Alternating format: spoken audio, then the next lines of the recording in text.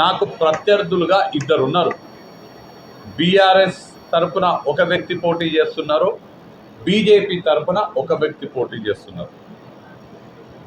బీఆర్ఎస్కి సంబంధించినటువంటి అభ్యర్థి నాకైతే ఇక్కడ కనపడట్లేదు. అందుకు నేను వారి గురించి ఇప్పుడు ప్రస్తావన చేయకూడదు అనుకుంటున్నాను.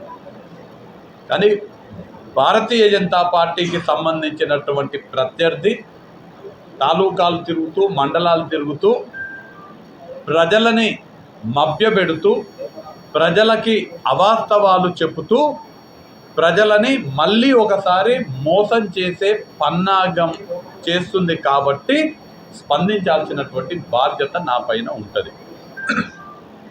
అన్ని అబద్ధాలు చెప్తూ తన కుటిల రాజకీయాలని మళ్ళీ ఒకసారి ప్రదర్శిస్తున్నది.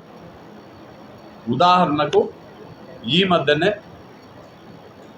మన ప్రాంతానికి సంబంధించినటువంటి సాగునీటి అవసరాల గురించి మాట్లాడటం చూసిన నేను.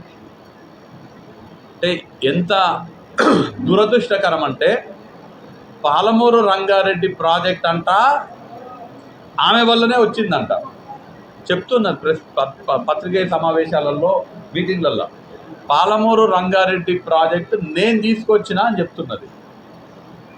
పాలమూరు రంగారెడ్డి ఎత్తిపోతల పథకం అనేది కాంగ్రెస్ పార్టీ తీసుకొచ్చింది. నేను తీసుకొచ్చినాను ఎవరు చెప్పాలి? కాంగ్రెస్ పార్టీ నాయకులు చెప్పాలి, వంశీచంద్రెడ్డి చెప్పాలి, శ్రీహరిముదిరాజ్ గర్వంగా చెప్పాలి.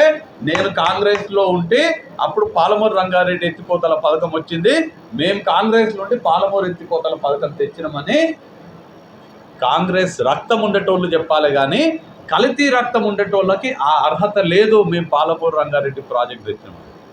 నా రక్తం కోస్తే 3 రంగుల రక్తం వెళ్తుంది. డీకేఆర్ నా రక్తం కోస్తే పసుపచ్చది, ఎస్పీ సమాజ్వాదీ పార్టీది ఏ రంగు?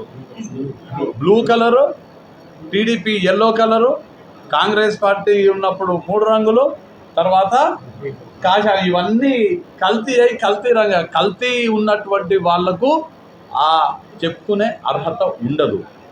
ఇంకోటి, పాలమూరు రంగారెడ్డి ప్రాజెక్టు ఆమె కాంగ్రెస్లో ఉన్నప్పుడు శాంక్షన్ అయింది కాబట్టి నేను తెచ్చిన పాలమూరు రంగారెడ్డి ప్రాజెక్ట్ అని. కానీ మక్తల్ నారాయణపేటకి ఒక్క పైసా పని చేసినామని నేను ఇలా సూటిగా అడుగుతున్నా.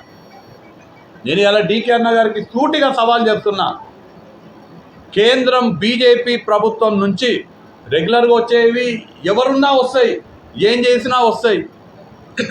అదనంగా డీకే అరుణ మీ హోదాను ఉపయోగించి, మీ పరపతిని ఉపయోగించుకొని మీరు తెచ్చుకున్నటువంటి జాతీయ ఉపాధ్యక్షురాలు పదవి తప్ప మక్తల్కి కానీ నారాయణపేటకి కానీ ఒక్క పైసా తీసుకొచ్చిందా మీరు? ఒక్క